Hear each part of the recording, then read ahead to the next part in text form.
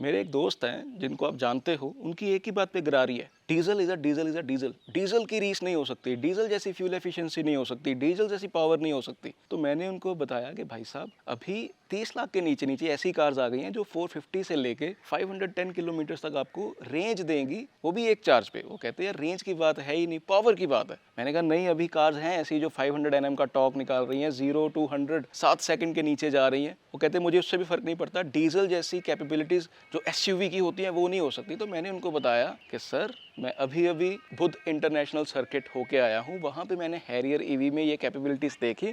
हालांकि मैंने तब चला के नहीं देखी थी, उसमें हाईवेज पे भी उसके डायनामिक्स अच्छे थे, और जब ऑफ रोडिंग आर्टिकुलेशंस करके दिखाए गए तो उसमें भी उसके अव्वल नंबर आए, बिकॉज काफ़ी टफ कुछ आर्टिकुलेशंस थी। और मैं भी ईवी से ये चीज़ें एक्सपेक्ट नहीं कर रहा था, but it was good to see के ईवी में टाटा ने रेंज की बात कम की और ऐसी चीज़ें ज़्यादा करके दिखाई, बिकॉज उनके पोर्टफोलियो में ऑल व्हील ड्राइव मिसिंग था आफ्टर टाटा सफारी। तो कहते मुझे फ़र्क नहीं पड़ता।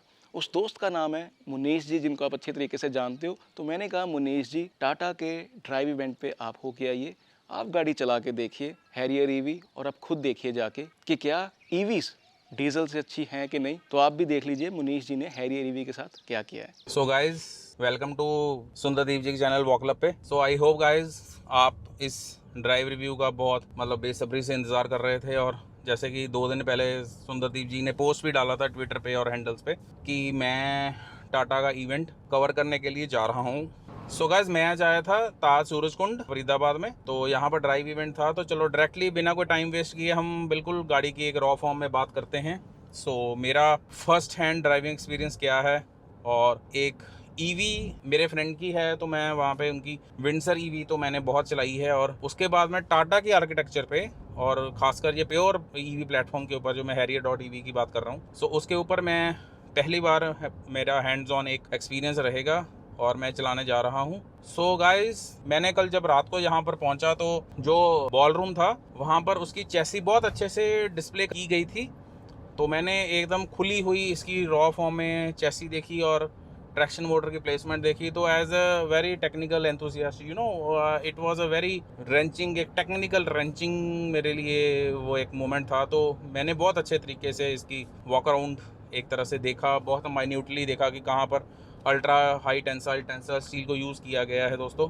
सो ऑब्वियसली सेफ्टी के मामले में एक नीश तो है टाटा की, तो उसके ऊपर कोई डिनायल नहीं है, किसी भी तरीके का कोई वो हमें शक नहीं है। तो एक कहते हैं कि अल्टीमेटली कार होती है रोड पर चलाने के लिए। तो बिना टाइम वेस्ट किए हम बिल्कुल उस मुद्दे पर आते हैं। तो मैं गाड़ी सुबह से पिछले 1 घंटे से चला रहा हूँ, सिटी में भी चलाई है अराउंड 50 to 60 to 70।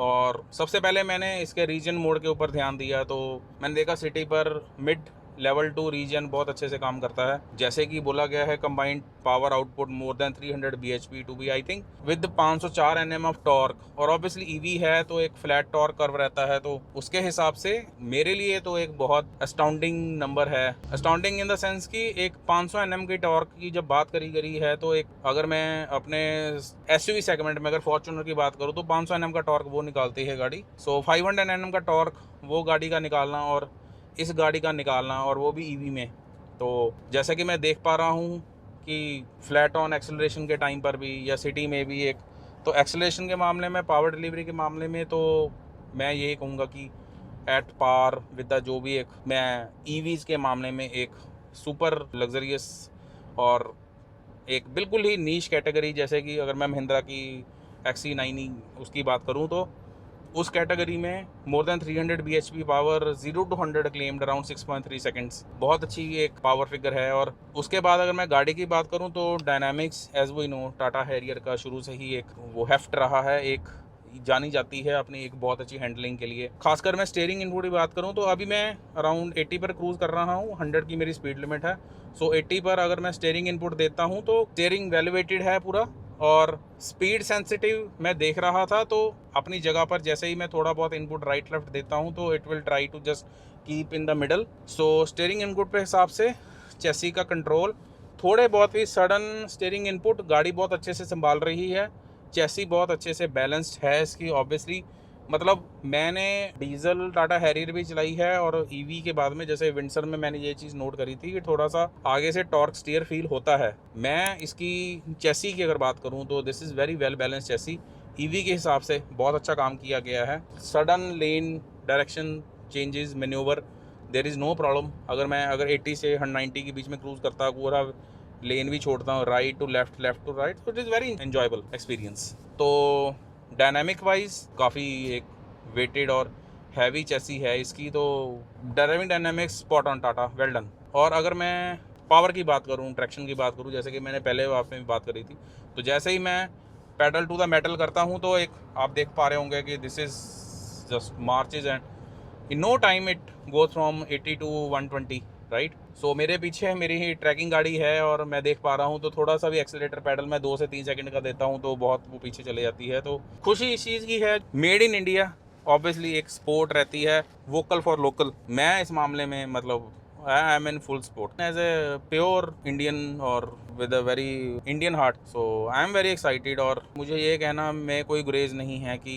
एक यू फील प्राउड कि एक इंडिया में ऐसी गाड़ी बननी शुरू हो गई हैं और हम उस एक एलीट सेट ऑफ कंट्रीज़ में आ चुके हैं कि जहाँ पर परफॉर्मेंस ओरिएंटेड, सेफ, रिलायबल। और अगर मैं बैटरीज की बात करूँ तो आई नो डिपेंडेंसी है अभी उसके ऊपर, चाइना के ऊपर, वो तो चलो सभी के साथ में ही है वो चीज़। So everyone is doing a wonderful job और मेरे को इस चीज़ में टाटा को बहुत ज़्यादा एक्कोलेट्स और बिग कॉन्ग्रेचुलेशन एक प्रोडक्ट ऐसा बनाने के लिए। आई रियली होप, मैं खुद से चाहूँगा कि एक अच्छे नंबर्स में हम इसको देखें।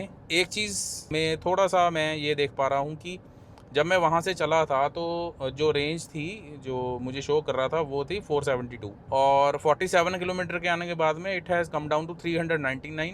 सो I have try to be in 60 to 80 to 85 kilometre per hour. मैं 85 टू 90 से ऊपर अभी मैं गया नहीं हूँ। I am just trying to see कि कितना ड्रॉप हो रहा है। मुझे 174 वाट आवर पर किलोमीटर की एनर्जी जो डिप्लीशन है वो तो मुझे कंजम्पशन दिखा ही रहा है, but I really just want to see how the range is dropping. तो 48 किलोमीटर्स के बाद में it has come down to 397। चला था तो 72 था, तो रेंज मेरी जो ड्रॉप हुई है वो अराउंड 75 की हुई है और जो मैं किलोमीटर आया हूँ that is 48। So I have try to be very gentle and light footed. तो अब ये देखना इंटरेस्टिंग रहेगा कि क्लेम्ड रेंज और रियल टाइम जो रेंज है उसमें कितना डेविएशन है और क्या चीज़ हमें देखने को मिलेगी। So as a EV buyer, इस गाड़ी की अगर मैं बात करूँ टाटा हैरियर ईवी की, सो एक अच्छी वेल पैकेज्ड डायनामिक्स, चेसी, सेफ्टी और बाकी चीज़ों के ऊपर कोई सवाल नहीं है, पावर के ऊपर कुछ नहीं है। मैं नॉर्मल मोड में ही इतना अच्छे से मैं इसको कर पा रहा हूँ, मैं क्रूज़ कर पा रहा हूँ। तो यू कैन सी अगर मैं बूस्ट मोड में जाता हूँ तो oh my God, this is something else, right? You can see in just 2 to 3 seconds it has just took me to 120 130 in no time. Yeah, oh my god, so nice, well done Tata. So अभी मैं 80 85 90 100 पे cruise कर रहा हूँ, तो stability तो बहुत अच्छी है, कोई सवाल नहीं है उस पर। तो power obviously with EV platform, twin motor, quad setup, वो भी बहुत अच्छा है, राइट। और अच्छा, एक बात मैं देख रहा हूँ, ऑब्वियसली वो तो सभी एडास कार्स में है ही, वो चीज़ तो एक यूएसपी है ही कि लेन डिपार्चर वार्निंग बहुत अच्छे से काम कर रही है, ब्लाइंड स्पॉट डिटेक्शन बहुत अच्छे से काम कर रही है। तो एक ड्राइवर को जो एक Nifty features, set of Nifty features driving assistance में चाहिए होता है, वो बहुत ही अच्छे से इस गाड़ी में काम करता है। अभी मैं 60 टू 70 की स्पीड पे स्टीयरिंग को एक हल्का सा मैन्यूवर दे रहा हूँ तो वर्टिकल मूवमेंट बिल्कुल भी नहीं है, तो ना के बराबर ही है वो। Even at the speed of 90 to 100 lanes को चेंज करना, सडन मैन्यूवर करना नॉट एन इशू। जहाँ पर प्रिसाइसली मैं चाहता हूँ गाड़ी को प्लेस करना वहीं पर ही है। अगर मैं यहाँ पर अभी सेंटर लेन में चल रहा हूँ, यहाँ से मैं अगर लेफ़्ट लेन में जाता हूँ, राइट लेन में जाता हूँ, so there is literally body roll बिल्कुल भी नहीं है। तो हाईवे मैनर्स के ऊपर spot on, well done Tata. Steering की अगर मैं बात करूँ कि जो नीचे फ्लैट बॉटम है और एक अच्छे से पकड़ आती है, तो कंफर्टेबल हाईवे क्रूजिंग पर अगर मैं अपना हाथ इसके ऊपर रेस्टिंग पोजीशन में रखता हूँ, जो कि आपकी obviously dead pedal is taking care of my left foot और राइट फुट मैं क्रूज़ कंट्रोल पे लगा के इसको मैं छोड़ सकता हूँ। सो मेरे पास और भी जो सेट ऑफ घर पे गाड़ियाँ हैं उससे मैं स्टीयरिंग अर्गोनॉमिक्स हैं तो मैं उसको बहुत अच्छा मानूंगा। तो मैं उसको स्टीयरिंग को बहुत ही सेफली और एक बहुत ही प्रैक्टिकल वे में इसको मैं होल्ड कर पा रहा हूँ। सो इसमें भी स्टीयरिंग में well done, full marks to Tata. जो मैंने अब तक गाड़ियाँ चलाई हैं आइस इंजन्स में, चाहे वो डीजल रहा हो 1.5 में TDIs, चाहे 2 लीटर TDI की बात करूं, सो जो even in the eco mode ना, so you can see right now मैं eco mode, I have full metal और look at my head, so it is involuntarily it's going down. So you can just imagine even in the lowest amount of power setting how capable and how potent this car is in terms of the power delivery. So मैं जो highway पर limit है 120 की, I literally can't dare to just, obviously India में maximum जो मैंने अब तक हाईवेज पे जितने भी चलाया है, हमारे उस साइड पंजाब की तरफ इट इज़ 90, तो 120 से ऊपर वाला हाईवे जो अलाउड स्पीड है उससे ज़्यादा मैंने नहीं चलाया है अभी तक. So this is the maximum permissible limit जो मैंने चलाई है. उसके हिसाब से इको मोड पर गाड़ी चलाना will be the most with no reason. So eco mode पर गाड़ी चलाना बहुत अच्छा है. सिटी में आप सिटी मोड पे चलाइए, और eco is meant for highway. No matter speed limit आपकी 100 है, 120 है. Again a big statement, even in the eco mode it is way powerful than the 1.5 and 2 litre TDIs. बाकी अगर मैं बात करूँ ओवरऑल गाड़ी की बाहर से, so there is no complaints. Big set of wheels 19 inches with set of 245 tyres. मुझे साइड प्रोफाइल भी ठीक लगी, 55 दी है, तो 245 एक दिस साइज्ड SUV के लिए बहुत होता है. बहुत एक अच्छी रबर की विड्थ है, मटेरियल है आपके पास में, so there is no point of upgrading या इसको चेंज करने में. सेकेंडली मैं ये भी सजेस्ट नहीं करूँगा कि आप साइड वॉल के साथ भी छेड़छाड़ करें, उसको भी 55 रखिए, क्योंकि अगर आप 60 करोगे या 65 करोगे, वो आपके जो हाई स्पीड या ट्रिपल जी स्पीड पर डायनामिक्स और ये नॉन एग्जिस्टिंग इसमें आपकी वर्टिकल मूवमेंट है गाड़ी की, वो उसको अगर इंटैक्ट रखना है तो 55 रखिए. बाकी एक्सटीरियर में मुझे कोई और कमी नहीं लगी. बाकी जो हैरियर का एक टिपिकल इंसिग्निफाइड और एक डिज़ाइन है वो लगा मुझे. इंटीरियर में डैशबोर्ड का लेआउट ठीक है. स्क्रीन की जो अर्गोनॉमिक टिल्टिंग है थोड़ी सी ड्राइवर साइड को हो सकती थी. बाकी थैंकफुली वो एक ग्लॉसी ग्लेयर वो नहीं है उसमें. टच की क्वालिटी अच्छी है, टेक्टाइल अच्छी है. और अभी हम वापस चले हैं, 103-4 किलोमीटर में गाड़ी चला चुका हूँ. जो रेंज जब मैंने स्टार्ट करी थी गाड़ी, so it was around 97 to 98. अभी 73 पर है. मैंने बूस्ट मोड पे भी चलाई है, मैंने स्पोर्ट्स पे भी चलाई है. ज़्यादातर मैंने 60% सिटी में चलाई है, 10 से 20% मैंने इको में चलाई है. अभी मैं क्या करूँगा, जो मुझे लगता है कि एक लॉन्ग टर्म ओनर एक डिसेंट सेट ऑफ पावर के साथ में चलाएगा, तो मैं इसको इको में चलाऊँगा. इको में ऐसा नहीं है कि यू फील डाइजेक्टेड या you feel under powered. So eco में भी देर इज़ डिसेंट पावर, कोई दिक्कत वाली बात नहीं है. तो मैं इको में चलाऊँगा. अब देखते हैं, 73% बैटरी, 320 रेंज, 1115 किलोमीटर. और जब हम वापस ताज सूरजगंज पहुँचेंगे वहाँ पर इट विल बी इंटरेस्टिंग, और वहाँ पर मैं आपको इसकी रियल टाइम रेंज बताने वाला हूँ. क्योंकि मैंने सिटी में भी चलाई है गाड़ी सुबह. ऑब्वियसली जब मैं सुबह 6 बजे 5:30-6 बजे निकला था तो इतना ट्रैफिक नहीं था. सो मैंने सिटी में भी चलाई है, और मैंने मुंबई एक्सप्रेस वे पर भी चला रहा हूँ. सो ऐसी कोई मुझे प्रॉब्लम नहीं लगी थैंकफुली. और रेंज की बाद में बात करेंगे.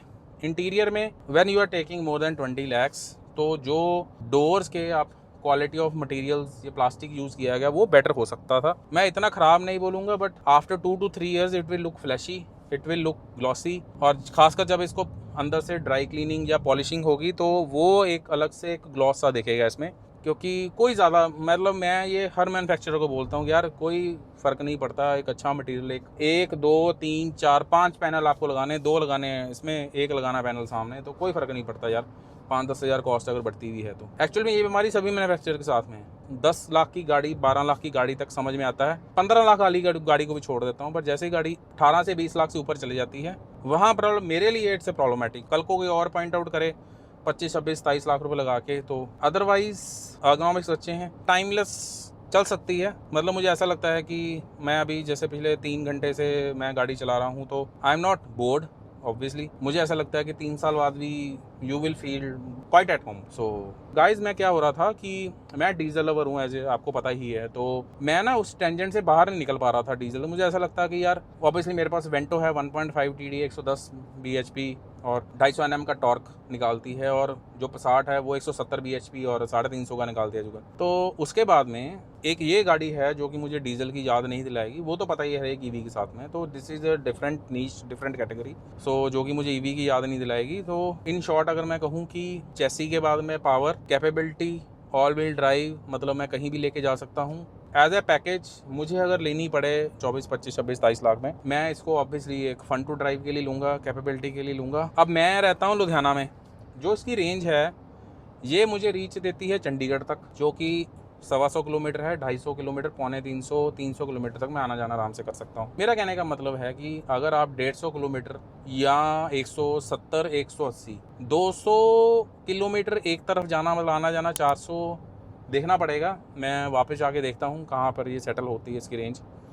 और मतलब 170 180 किलोमीटर एक तरफ जाना है, आना जाना अगर 350 से 400 किलोमीटर में है यार गाइस, 90% से अगर ऊपर चार्ज है, आराम से गाड़ी उठाइए और जाइए, इंजॉय करिए। और रोड नॉइस है ही नहीं, टायर्स की नॉइस नहीं है। टायर्स में जैसे कि पहले भी कह रहा हूँ, अगर और अच्छे होते, अच्छे मतलब Michelin, Continental, then I talk about Pirelli या इवन योकोहामा, है ना। कॉन्टिनेंटल मिशलिन, मुझे लगता है अगर मिशलिन नहीं तो कॉन्टिनेंटल दिया जा सकता, उससे the game will be 1 level up, right. Profile अच्छी लगी मुझे टायर्स की। सो गाइज मेरी तरफ से the car is good to go. बहुत होते हैं 330 340 bhp, 500 Nm torque. You are not going to miss the diesels, you are not going to miss any. मुझे लगता है कि 2500 या 3000 सीसी तक भी अगर कोई टर्बो पेट्रोल भी होता तो मुझे लगता है कि इट कैन स्मोक डैट। अब मैं फ्लैट आउट एक्सीलरेशन की बात नहीं करूँगा, but it's very quick. Below 7 second is very quick, 6 second is way quick. So fun to drive, good to drive, safe. अब बात आती है टाटा की लाइबिलिटी।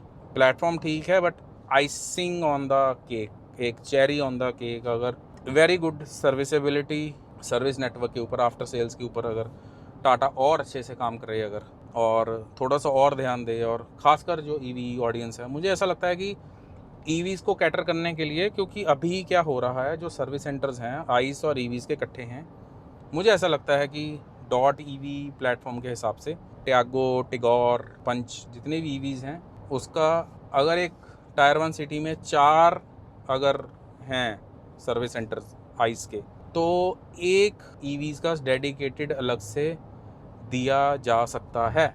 और अगर आप ईवीज़ के लिए अलग से डेडिकेटेड देते हैं तो उसमें उस हिसाब से ट्रेंड टेक्नीशियंस रहेंगे, और आप मेटिकुलसली उसके ऊपर काम कर सकते हो, उनकी ट्रेनिंग कर सकते हो। There is a hell lot of difference between the basics of how to maintain, how to work and how to put your mechanical skills on ICE car and EV car. मुझे पता है EV की अलग से training होती है, but एक service centre अलग से ईवीज़ के डेडिकेटेड दिए जा सकते हैं आराम से, कोई प्रॉब्लम नहीं है उसकी फिजिबिलिटी में। सो मेरी पिक और मेरा एक इनपुट यही रहेगा कि अगर ईवी की तरफ अडॉप्शन आप चाहते हो, अगर आप चाहते हो कि ईवी इंडस्ट्री के proportionate to the number of vehicle sold, proportionate to the charging infra provided, so मेरा ये मानना है, बहुत स्ट्रॉन्ग मानना है, और इसके पीछे एक बहुत ही मेरा स्ट्रॉन्ग लॉजिक और मैसेज है मेरा, बेसिकली है कि सीमलेस और स्ट्रीमलाइन करना ईवी व्हीकल्स के लिए जो सर्विसेबिलिटी है, क्योंकि it's a very complex architecture related to the batteries की कैलिब्रेशन, इंडक्शन मोटर की साथ में calibration, alignment, working on the high voltage system, working on the low voltage system. So जितना मैंने टेक्निकल ईवी इंडस्ट्री के बारे में पढ़ा है, जाना है, तो मुझे यही पता चला है कि एक डेडिकेटेड होना चाहिए। फॉर एग्जांपल बहुत सारे जो डेडिकेटेड एक सिर्फ ईवी व्हीकल्स ही बनाते हैं, फॉर एग्जांपल टेस्ला है, BYD है, सो उनके स्पेसिफिकली उसी हिसाब से सारे टेक्नीशियंस ट्रेंड हैं। तो let's not mix the current ice vehicles master technicians with the EV. अब मेन जो मुद्दा है, जो इवेंट का जो एक क्रक्स था, जो कि मैं फिर से बात करना चाहता हूँ, कि range, twin motor, quad wheel setup. So मैंने उसको बहुत मेटिकुलसली एक रियल टाइम, अगर मैं वाट आवर पर किलोमीटर, जो कि एक बहुत, जैसे हम किलोमीटर पर लीटर के हिसाब से चलते हैं, तो ऐसे ही एक स्पेसिफिक फिगर निकल के आती है watt hour per kilometre. As you know, battery pack है अगर 75 किलोवाट आवर का, it means it is having 70,000 obviously watt hours. So 170 से लेकर 180 वाट आवर पर किलोमीटर के हिसाब से 75,000 से अगर 175 को डिवाइड करेंगे तो यू कैन अंडरस्टैंड, मतलब टू एंड फ्रो थोड़ा बहुत, अगर हम ड्राइवर टू ड्राइवर एक टोटलिटी में भी चलें तो it should be between 170 to 180। कल रात को जब मेरी वहां पे जो टेक्नीशियंस थे और जिन्होंने गाड़ी बनाई, मैं उनसे बात हुई, तो आई आस्क्ड कि आपके हिसाब से what should be the anticipated range. तो उन्होंने यही कहा है कि हमारे हिसाब से 500 है, बट मैंने जिस हिसाब से गाड़ी को ड्राइव करा है और टोटलिटी में ड्राइव करा है, ऐसा नहीं कंसिडर करके कि it is an EV car, purely I consider it as a normal car. जैसे मैं अपनी आइस गाड़ी चलाता हूँ, तो उस हिसाब से 175 के हिसाब से मुझे रेंज वाट आवर पर किलोमीटर के हिसाब से आई है। Let's call it realistic 400 kilometre range. थोड़ा और आप सेडेटिवली चल जाओगे तो 420 75, बट ऑब्वियसली ऐसे ही होता है गाइज। अगर जो मेरा ड्राइव रहा है अगर उसमें 50% में या 49% में 200 किलोमीटर गाड़ी चली है तो इट मीन्स 100 टू 0 आने में 400 चलेगी। तो एक मेरे अगर घर में गाड़ी है, अगर it is my primary car और even it is my secondary car ना, तो अगर मैं इसको चलाऊंगा तो मैं कहीं भी जाऊंगा, सो मैं total distance to and fro आना जाना मैं I will strictly clock it to like 360 to 370 ताकि मेरा आना जाना हो जाए। मैं 30 40 50 और 20% का रिजर्व मैं लेके चलूंगा। सो ये आपको एक साइड की 160 170 किलोमीटर एक साइड आना जाना 350 360 370। जब मुझे पता चला था कि रेंज क्लेम्ड 630 है, I was excited. I thought कि 500 550 देगी, बट सैडली ऐसा नहीं है। वैसे वेल डन टाटा, प्रोडक्ट अच्छा है, हैंडलिंग मुझे अच्छी लगी, सीट्स बेटर हो सकती हैं, your seats are on firmer side, थोड़ा सा सॉफ्ट रखिए। ज्यादा आई नो ज्यादा सॉफ्टनेस के अपने डेरिवेटिव्स हैं, सो थोड़ा सा वो बैलेंस बनाना पड़ेगा। मुझे कुछ ऐसा सॉफ्टवेयर ग्लिचेस या स्क्रीन के ग्लिचेस नहीं आए, मैंने सेंसिबली फीचर्स वगैरह को टेस्ट करा था। Braking was spot on, not as sharp bite, it was progressive braking setup. ऐसा नहीं है कि ब्रेक्स बहुत सॉफ्ट हैं, but as per the segment, as per the weight of the car, as per the size, मैंने उसको sharp braking, sudden emergency braking हर तरह से मार्कर देखी है। I will not say it's best in the business और best in the category. ICE vehicles में बहुत से ऐसे यूरोपियन गाड़ी हैं जिनका ब्रेक बाइट बहुत अच्छा है, और स्टॉपिंग पावर ब्रेकिंग की अगर मैं बात करूं तो उसमें भी full marks to the Tata. Handling is spot on. अभी तक मैंने विंडसर चलाई थी, नेक्सॉन चलाई थी, PE6 चलाई थी, तो अगर मैं आज तक के जितने भी मैंने EV चलाई हैं, so this was the best car I have driven till now in the EV category. Power wise, very good chassis, as you know it's a Tata Harrier का platform.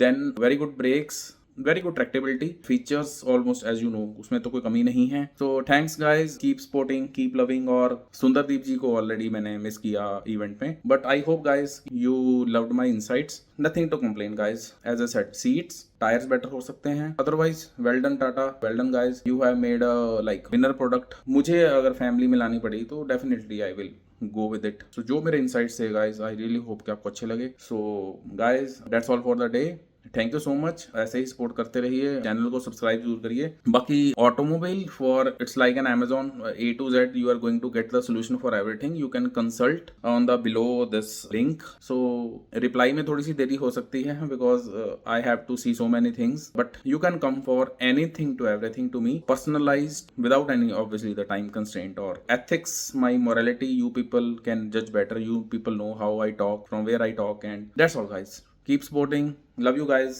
and let's meet with another topic, another interesting video for the next time।